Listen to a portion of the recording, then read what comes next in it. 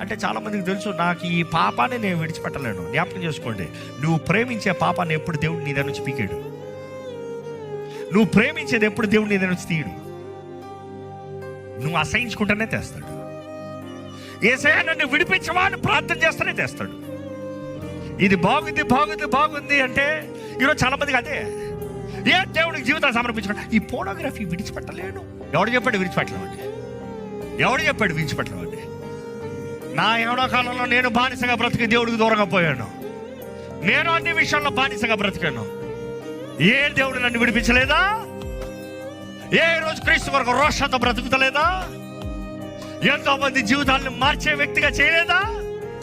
నిన్ను చేయడా? ఒకటే చెప్తానండి, దేవుని ప్రేమిస్తే దానికి మించింది ఏది లేదు. ప్రేమ ఎలాంటి వ్యక్తినైనా మారుస్తుంది. ప్రేమ ఉంటే ఎలాంటి వ్యక్తి అయినా మారుతాడు. అందుకని క్రీస్తు ప్రేమతో మనం మారాలని ఆశపడుతున్నాడు. కొట్టుతో, తిడతంతో, వీటితో కాదు.